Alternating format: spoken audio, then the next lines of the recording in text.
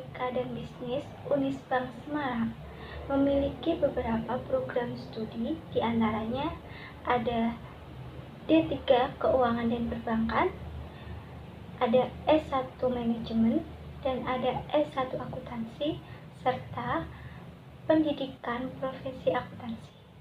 Fakultas Ekonomika dan Bisnis Unisbank Semarang dapat menciptakan generasi baru yang memiliki dedikasi yang tinggi serta berkualitas.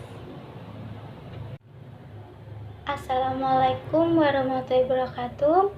Perkenalkan, nama saya Senra Fitri, NIM 1805520080 dari kelas B1 Program Studi Akuntansi Fakultas Ekonomika dan Bisnis Universitas Tekubang Unisbank Semarang.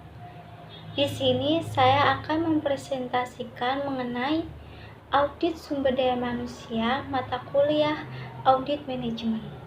Presentasi ini bertujuan untuk memenuhi nilai ujian akhir semester mata kuliah audit manajemen yang diampung oleh Bapak Arif Himawan Dwi Nugroho, SE, AK, MM, CA, CPA.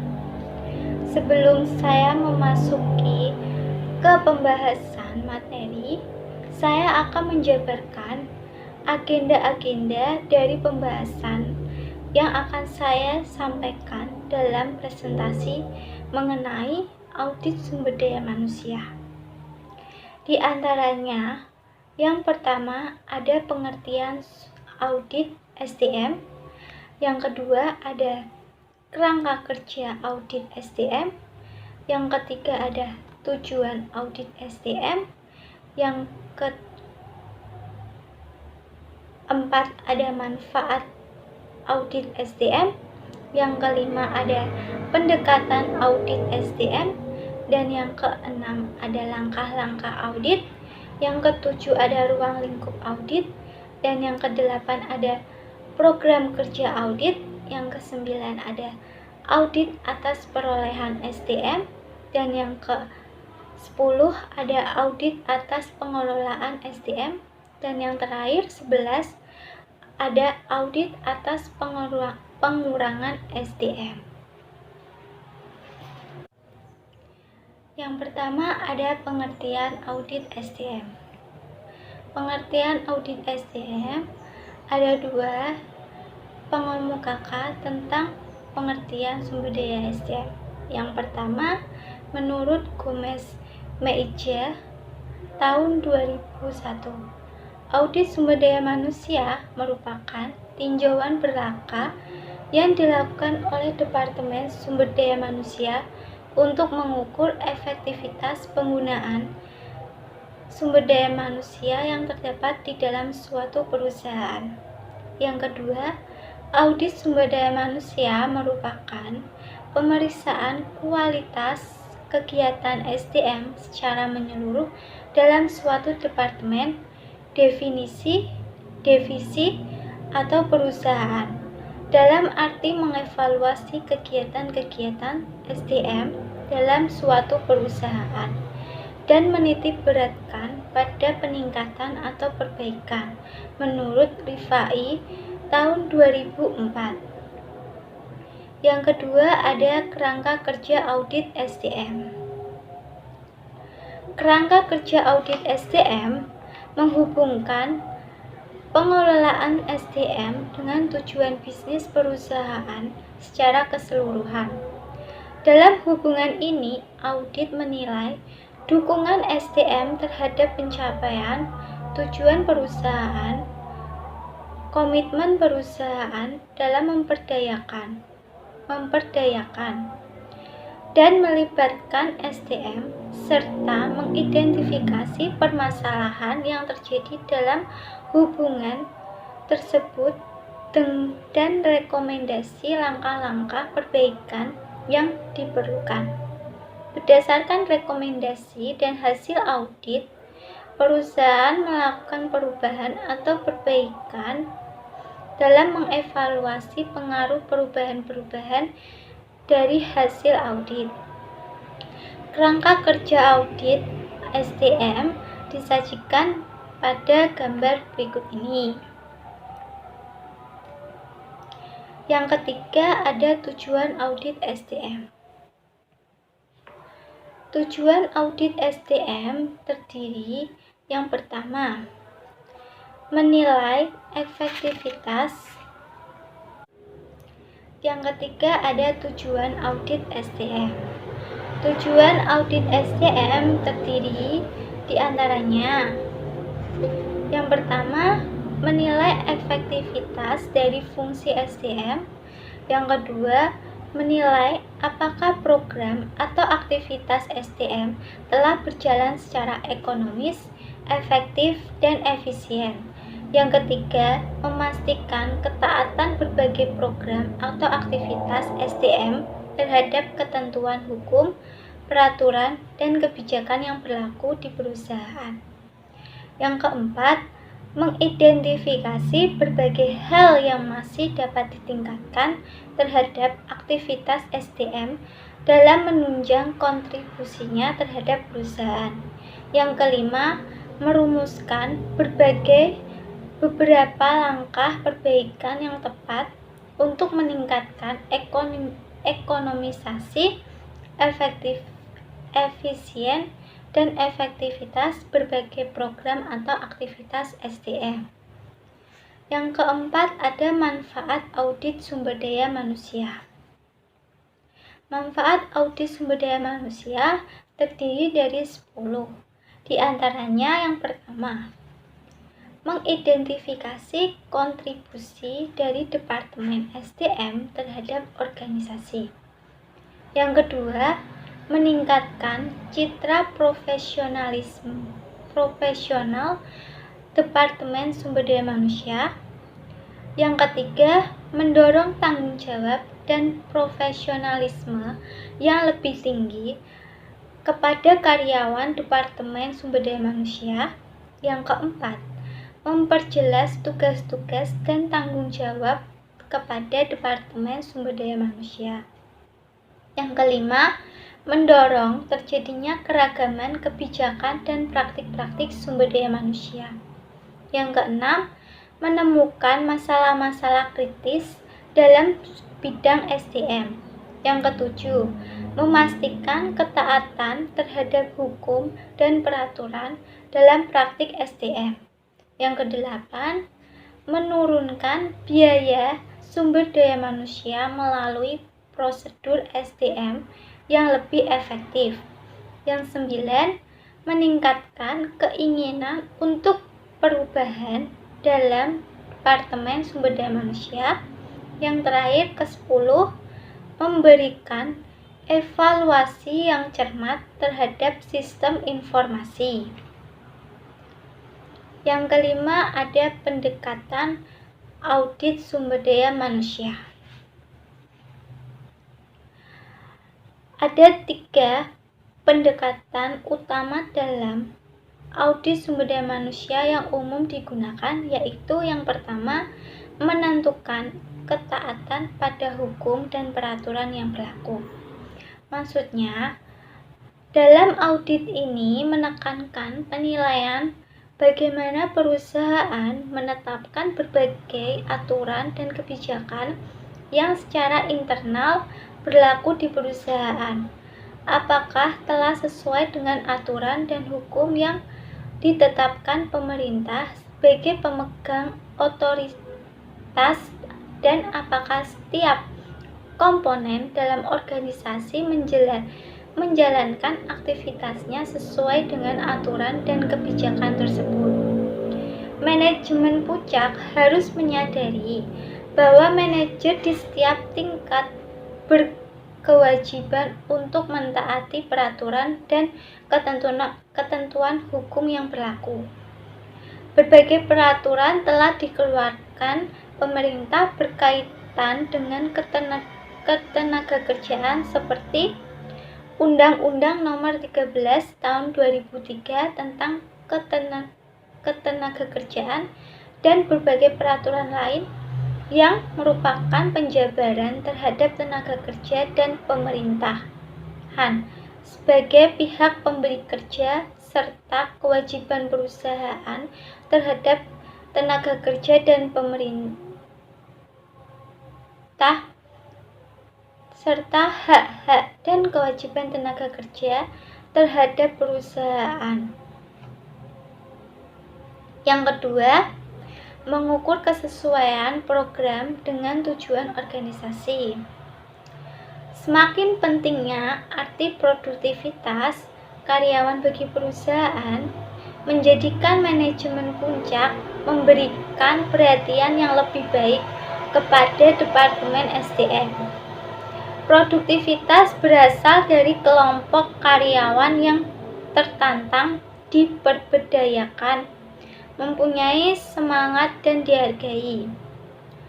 Membuat setiap orang sebagai bagian dari setiap langkah yang diambil dan memperbolehkannya berpendapat atau memiliki peran dalam keberhasilan perusahaan, merupakan sumber peningkatan produktivitas yang sangat berarti bagi perusahaan. Manajer SDM sebagai pengendalian fungsi ini meningkatkan produktivitas karyawan sesuai dengan kebutuhan perusahaan. Keselarasan tujuan Departemen SDM mulai dari tujuan para karyawan sampai tujuan berbagai program yang telah ditetapkan pada departemen ini dengan tujuan perusahaan secara keseluruhan harus menjadikan pertimbangan utama dalam penyusunan rencana di Departemen SDM. Yang ketiga, ada menilai kinerja program.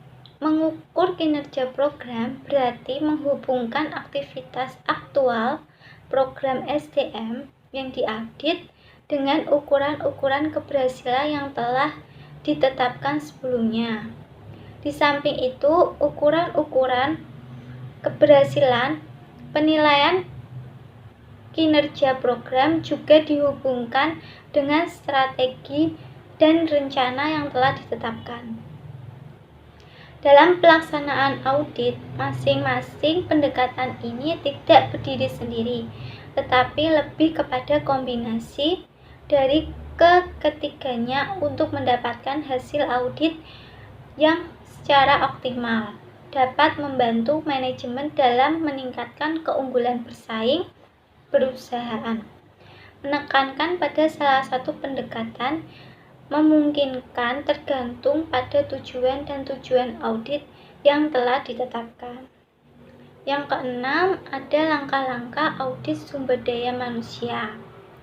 Secara umum, ada 5 tahapan yang harus dilakukan dalam audit manajemen dan audit sumber daya manusia. Mengacu pada tahapan ini dalam pelaksanaannya. Langkah atau tahapan tersebut meliputi yang pertama, audit pendahuluan. Pada tahap ini, auditor menekankan auditnya pada pencarian informasi latar belakang dan gambaran umum terhadap program atau aktivitas SDM yang diaudit. Informasi yang diperoleh pada tahap ini akan mengantarkan audit pada perumusan tujuan audit secara tentatif audit objektif. Tujuan audit merupakan suatu hipotesis yang memerlukan pembuktian untuk menjawab pertanyaan atau kecurigaan auditor. Untuk mendapatkan jawaban ini, auditor harus menerapkan prosedur audit yang telah ditetapkan. Ketetapan perumusan tujuan audit ini sangat menentukan keberhasilan audit mencapai tujuannya. Tujuan audit terdiri atas 3 elemen. Yang pertama, kriteria, yang kedua penyebab, dan yang ketiga ada akibat. Kriteria itu standar yang menjadikan pedoman bagi setiap individu dan kelompok dalam organisasi dalam bertindak. Kriteria dapat berupa hal-hal berikut. Yang pertama, rencana SDM. Kedua, berbagai kebijakan dan peraturan tentang SDM. Yang ketiga, tujuan setiap program STM. Yang keempat, standar operating procedure atau SOP yang dimiliki perusahaan. Yang kelima, rencana pelaksanaan dan pengembangan karyawan. Yang keenam, standar evaluasi atau ukuran kinerja yang telah ditetapkan perusahaan. Yang ketujuh, peraturan pemerintah. Yang kedelapan, standar atau norma yang merupakan best practice yang ditetapkan oleh perusahaan sejenis dalam bidang SDM dapat digunakan sebagai acuan atau benchmark. Yang kesembilan, kriteria lain yang mungkin untuk ditetapkan. Yang kedua ada penyebab. Penyebab merupakan pelaksanaan program-program SDM dalam organisasi yang menyebabkan terjadinya kondisi SDM yang ada saat ini. Penyebab ini ada yang bersifat positif dan juga ada yang bersifat negatif. Misalnya pemilihan metode, materi, dan tutor atau dalam aktivitas yang akan dilaksanakan tersebut atau tutor pelatihan karyawan yang tepat sehingga program pelatihan karyawan dapat mencapai tujuan atau meningkatnya keterampilan dan disiplin karyawan. Yang ketiga ada akibat. Akibat merupakan sesuatu yang harus ditanggung atau dinikmati perusahaan karena terjadinya perbedaan aktivitas yang seharusnya dilakukan atau berdasarkan kriteria dengan aktivitas aktual yang terjadi di lapangan atau dilakukan oleh setiap komponen dalam organisasi. Yang kedua ada review dan pengujian pengendalian. Sistem pengendalian manajemen yang memiliki perusahaan menjadi pedoman yang digunakan oleh para manajer dan supervisor dalam mengendalikan proses yang berjalan agar tidak keluar dari ketentuan yang telah ditetapkan. Beberapa hal yang berhubungan dengan sistem pengendalian manajemen yang harus diperhatikan oleh auditor dalam audit SDM antara lain yang pertama, tujuan dari program atau aktivitas SDM yang harus dinyatakan dengan jelas dan tegas. Yang kedua, kualitas dan kuantitas dari SDM yang melaksanakan program atau aktivitas, kualifikasi dari SDM yang terlibat atau menjadi sasaran dari program atau aktivitas SDM yang dilaksanakan. Yang ketiga, anggaran program. Yang keempat, pendapatan atau metode kerja, persyaratan kualifikasi. Yang kelima, spesifikasi dan deskripsi pekerjaan. Yang keenam, standar ukuran kinerja program. Yang selanjutnya ada audit lanjutan. Dari temuan audit yang diperoleh, auditor meringkas dan melakukan pengelompokan terhadap temuan tersebut ke dalam kelompok kondisi, kriteria, penyebab, dan akibat.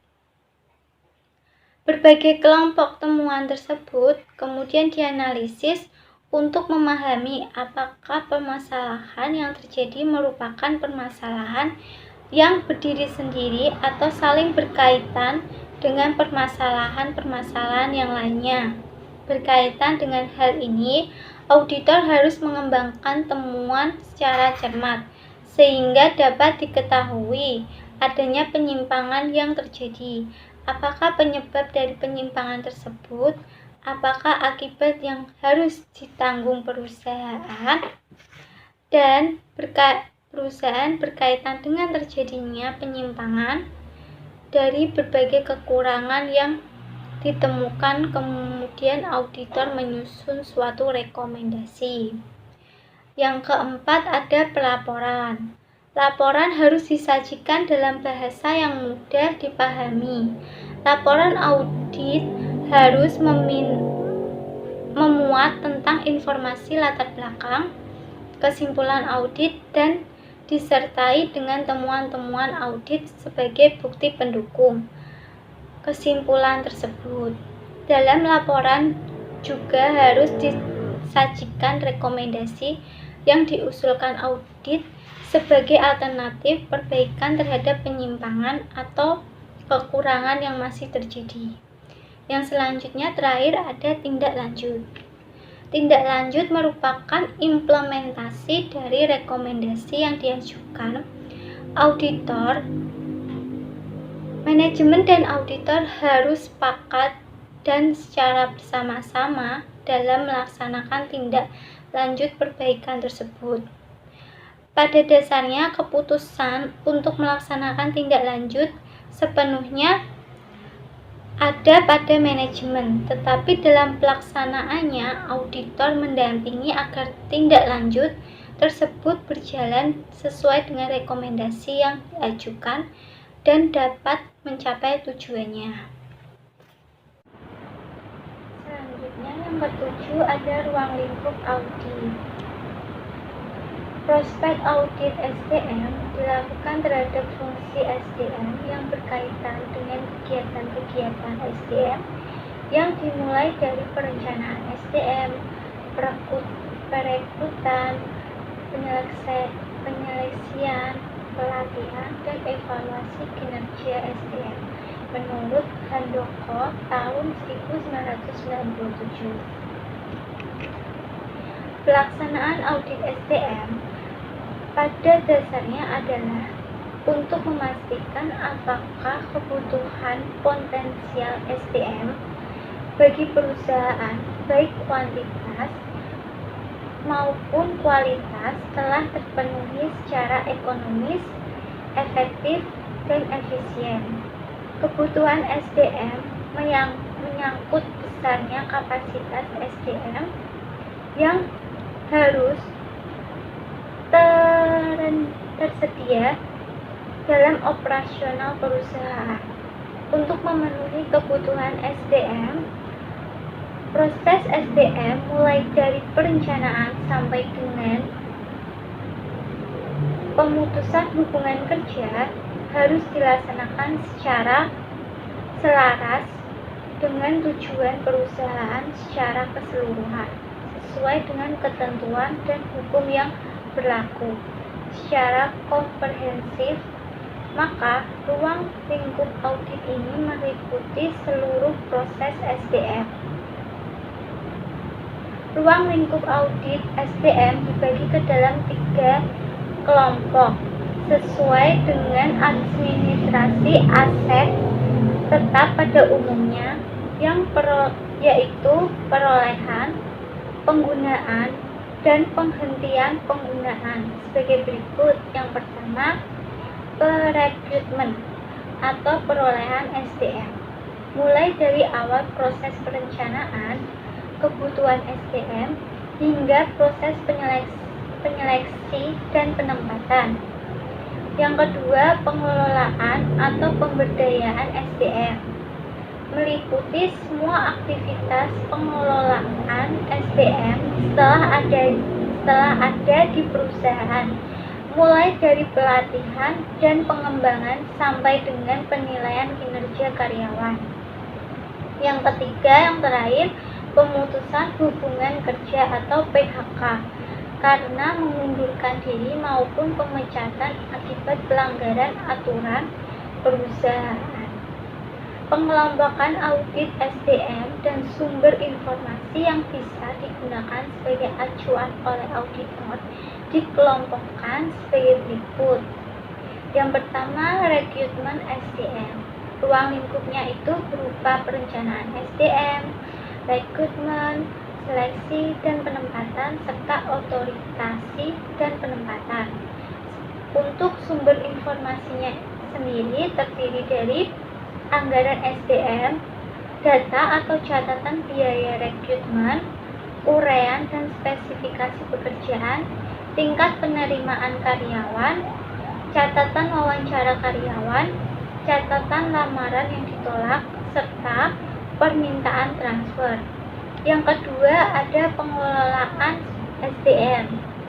Untuk ruang lingkupnya terdiri dari pelatihan dan pengembangan karyawan, keselamatan dan kesehatan kerja, ada kesejahteraan karyawan, hubungan kerja, serta penilaian kinerja.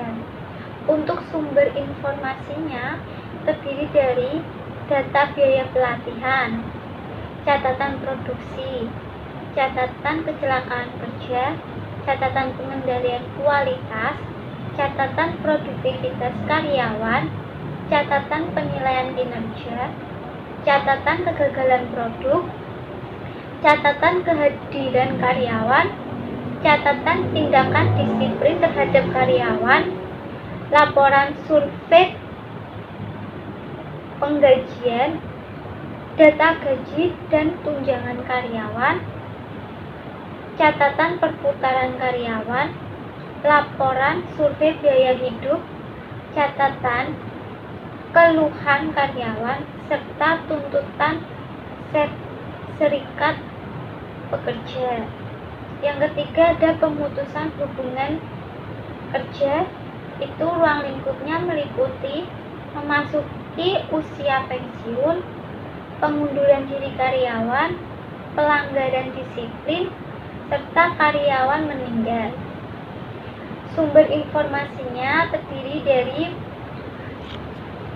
aturan pensiun, aturan mengenai kompensasi atau penghargaan karyawan, aturan disiplin karyawan, aturan sanksi karyawan, hak dan kewajiban bagi karyawan yang masuk dalam program pemutusan hubungan kerja.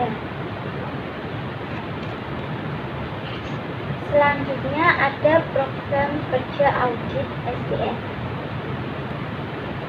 Program kerja merupakan rencana dan langkah kerja yang harus diikuti oleh auditor dalam melaksanakan tugas audit berdasarkan tujuan dan tujuan audit yang telah ditetapkan.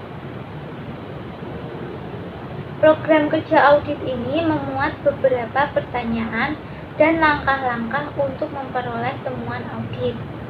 Sesuai dengan tahapan-tahapan audit, pada bagian ini diuraikan program audit secara umum untuk keseluruhan proses SDM, mulai dari penerimaan karyawan sampai dengan pemutusan hubungan kerja. Selanjutnya yang ke-9 ada audit atas perolehan SDM. Audit atas perolehan SDM terdiri dari 3, yaitu yang pertama perencanaan SDM. Perencanaan SDM merupakan proses analisis dan identifikasi tentang kebutuhan dan ketersediaan SDM untuk menyelesaikan berbagai bidang tugas dan tanggung jawab yang harus dikelola perusahaan dalam mencapai tujuannya. Tanggung jawab perencanaan SDM pada dasarnya terletak pada seluruh manajer yang membutuhkan SDM dan Departemen SDM sebagai koordinator yang menangani bidang SDM. Para manajer dapat menyediakan data yang berhubungan dengan kebutuhan SDM. Kebutuhan SDM yang tepat pada saat diperlukan. Oleh karena itu harus terjalin kemitraan antara para manajer dan Departemen SDM dalam perencanaan tersebut. Penilaian ini akan memberikan informasi kepada perencanaan tentang yang pertama, pekerjaan yang ada saat ini, kedua, berapa banyak SDM yang terlibat pada setiap tugas, yang ketiga, berapa pentingnya tugas-tugas tersebut dalam mencapai tujuan perusahaan, yang keempat, pekerjaan mana yang membutuhkan penerapan strategi organisasi, yang kelima, apa saja karakteristik dari pekerjaan yang diharapkan. Dalam perencanaan sumber daya SDM ada tujuan serta manfaat. Yang pertama, tujuan perencanaan SDM itu terdiri dari 1.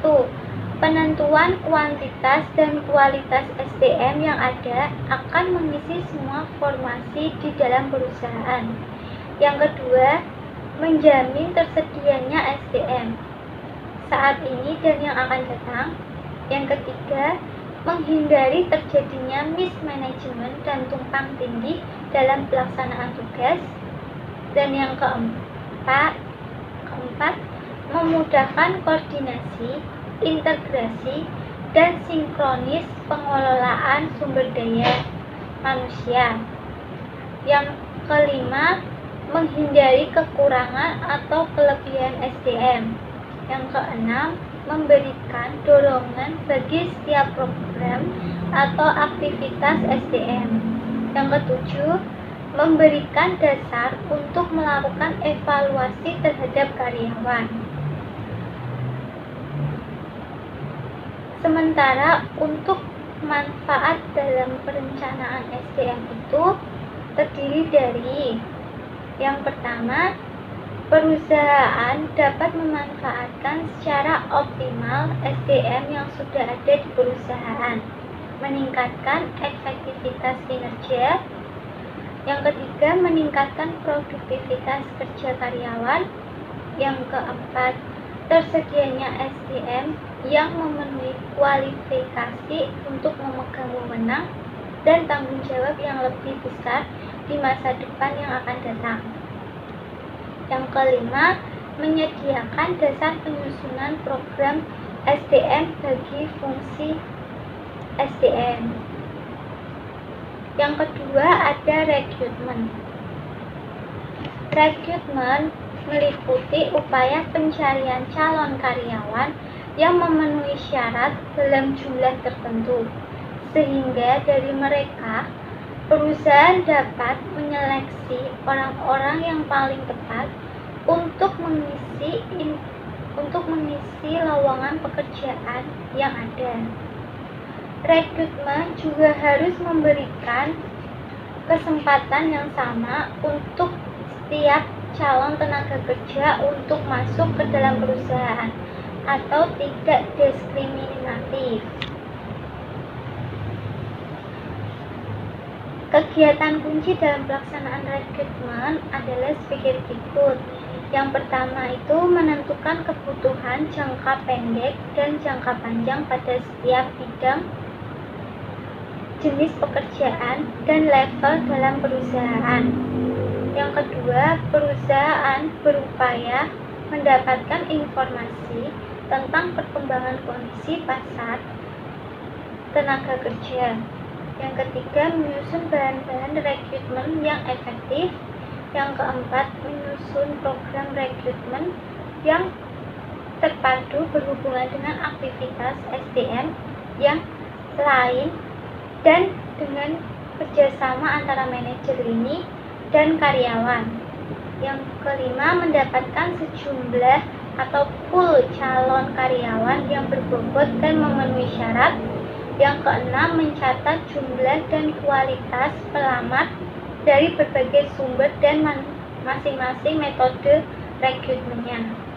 Yang ketujuh, melakukan tindak lanjut terhadap para karyawan baik yang ditolak maupun yang diterima untuk mengevaluasi efektivitas rekrutmen yang dilakukan. Setiap pelaksanaan rekrutmen harus berdasarkan pada prinsip-prinsip berikut ini. Yang pertama, karyawan yang akan direkrutmen harus sesuai dengan kebutuhan atas kualitas SDM yang sesuai. Oleh karena itu, rekrutmen harus berpedoman pada yang pertama, analisis pekerjaan, deskripsi pekerjaan, dan spesifikasi pekerjaan. Yang kedua, jumlah karyawan yang diperlukan harus sesuai dengan pekerjaan yang tersedia. Yang ketiga, harus dilakukan dengan biaya yang paling minimal atau ekonomis. Yang keempat, perencanaan dan keputusan-keputusan strategi tentang rekrutmen. Yang kelima, fleksibilitas. Dan yang keenam, pertimbangan-pertimbangan hukum. Yang ketiga ada seleksi dan penempatan. Seleksi adalah proses mendapatkan dan menggunakan informasi mengenai pelamar kerja untuk menentukan siapa yang seharusnya diterima untuk menduduki posisi jangka pendek maupun jangka panjang. Sedangkan untuk penempatan atau placement berkaitan dengan pencocokan seseorang dengan jabatan yang akan dipegangnya. Tujuan khusus yang dapat dicapai melalui seleksi adalah sebagai berikut. Yang pertama, memungkinkan perusahaan menerapkan strategi bisnis khususnya yang telah ditetapkan. Yang kedua, memastikan bahwa investasi keuangan yang dilakukan pada karyawan atau SDM dapat kembali pada waktu tertentu. Yang ketiga, mengevaluasi, mempekerjakan, dan menempatkan pelamar dan jabatan yang sesuai dengan minat mereka. Yang keempat, memperlakukan pelamar secara adil atau tidak diskriminatif. Yang kelima, memperkecil kerugian yang mungkin terjadi sebagai akibat dari kesalahan dalam menerima dan menempatkan karyawan. Yang keenam, membantu memenuhi tujuan penerimaan karyawan dan jadwal yang telah ditentukan. Yang ke-10 ada audit atas perolehan SDM. Ada 6. Yang pertama, pelatihan dan pengembangan karyawan. Kedua, ada penilaian kinerja. Ketiga, ada keselamatan dan kesehatan kerja. Keempat, ada perencanaan dan pengembangan karir. Dan kelima, ada kompensasi dan balas jasa. Yang keenam, kepuasan kerja karyawan. Yang pertama, pelatihan dan pengembangan karyawan. Pelatihan dan pengembangan karyawan bertujuan untuk meningkatkan kemampuan SDM dalam melaksanakan tugas dan tanggung jawabnya, baik saat ini maupun di masa yang akan datang.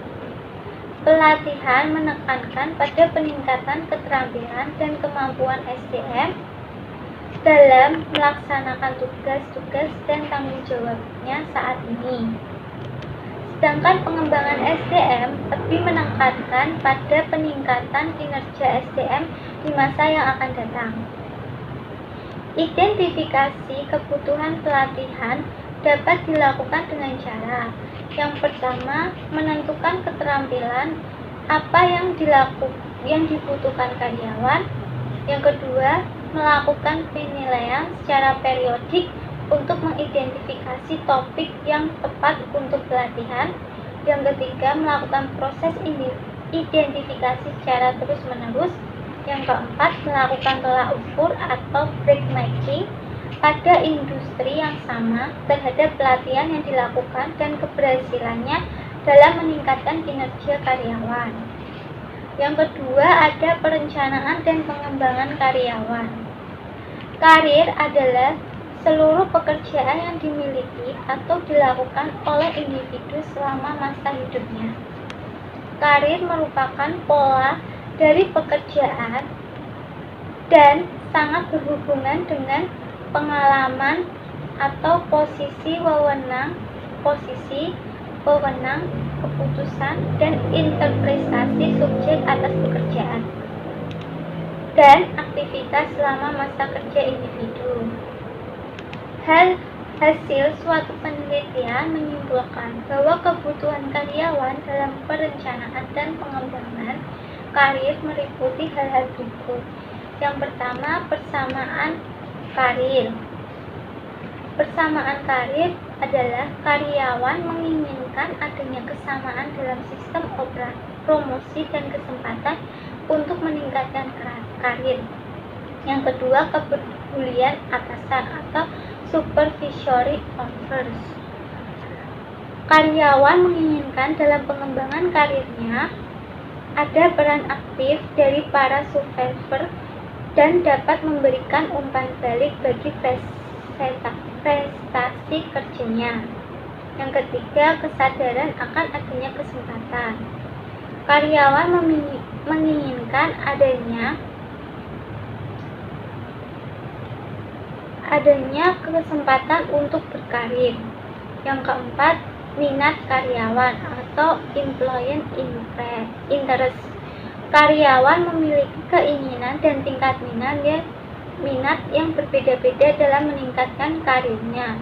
Yang kelima, kepuasan karir atau karir satisfaction. Tingkat kepuasan karir karyawan berbeda-beda tergantung pada berbagai faktor, antara lain usia, kedudukan karyawan yang bersangkutan, dan lain-lain. Yang ketiga ada penilaian kinerja. Penilaian kinerja pada dasarnya adalah menghubungkan kinerja karyawan dalam melaksanakan tugas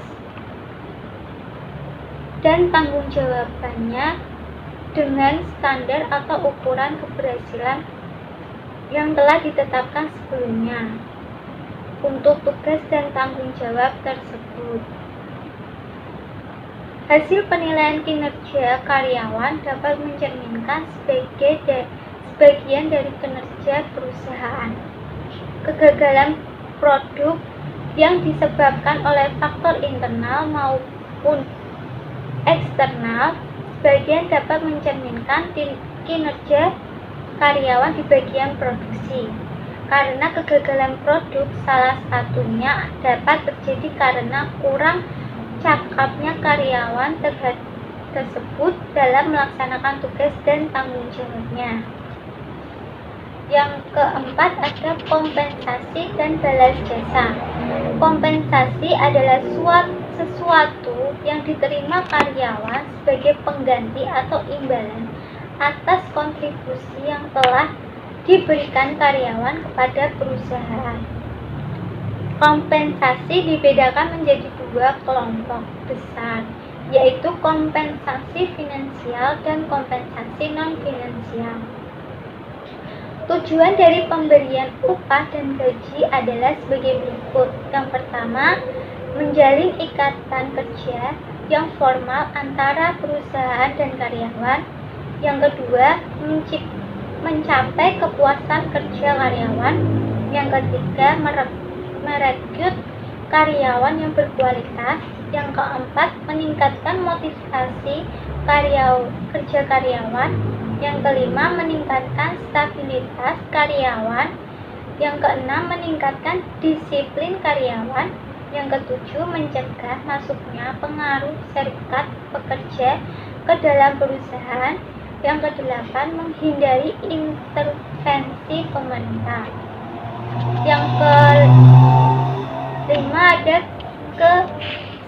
keselamatan dan kesehatan kerja.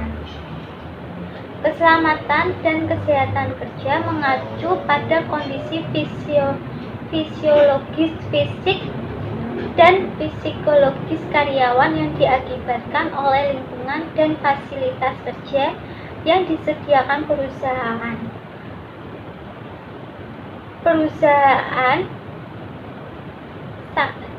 yang melaksanakan program keselamatan dan kesehatan kerja dengan baik secara signifikan dapat mencegah berbagai kecelakaan kerja atau penyakit tertentu pada karyawan.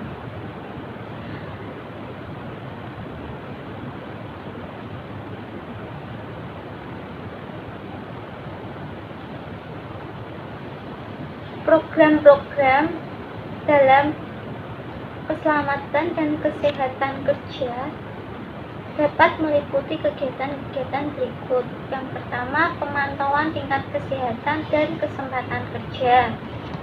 Yang kedua, mengembangkan kebijakan kesehatan kerja. Yang ketiga, mengendalikan stres dan kelelahan kerja. Yang keempat, menciptakan program kebugaran. Selanjutnya yang keenam ada kepuasan kerja karyawan.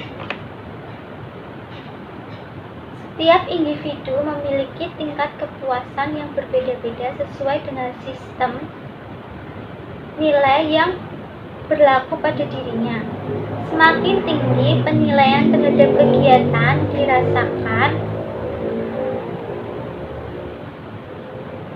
dirasakan sesuai dengan keinginan individu, maka semakin tinggi pula kepuasannya terhadap kegiatan tersebut.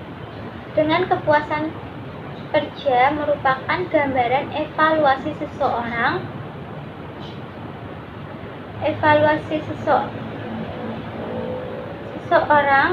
terhadap perasaan sikap senangnya atau tidak senang, puas atau tidak puas dalam bekerja. Beberapa teori mengenai keputusan kerja yang telah cukup dikenal antara lain sebagai berikut. Yang pertama itu ada teori ketidakpuasan. Teori ini mengukur kepuasan kerja seseorang dengan menghitung selisih antara sesuatu yang seharusnya terjadi dengan kenyataan yang dirasakan karyawan. Yang kedua, teori keadilan. Teori ini mengatakan bahwa kepuasan tergantung dari adanya atau tidak adanya keadilan di dalam bekerja. Yang ketiga, teori dua faktor.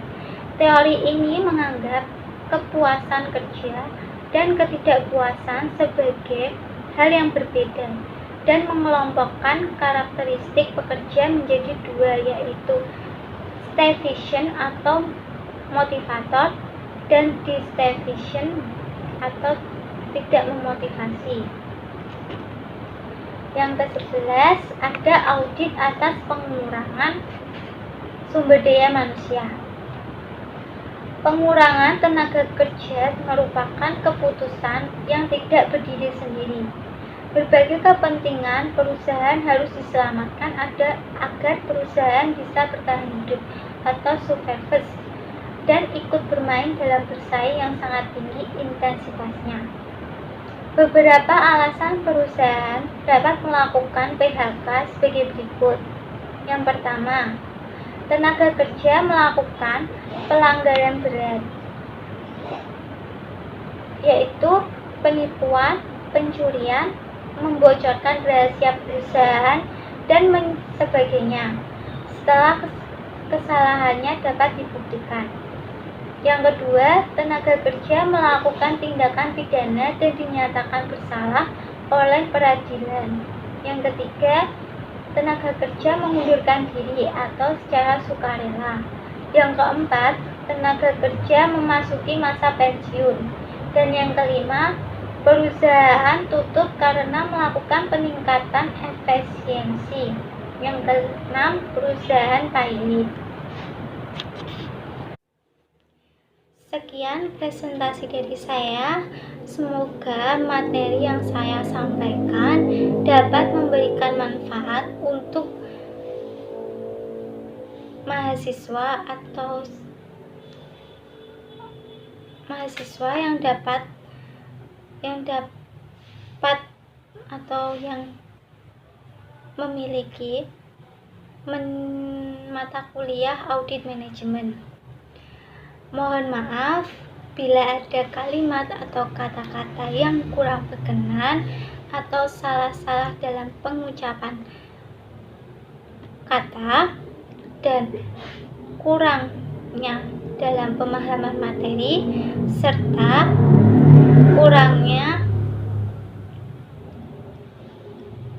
kurangnya kreatif dalam menampilkan materi. Untuk audio, sekali lagi saya ucapkan terima kasih.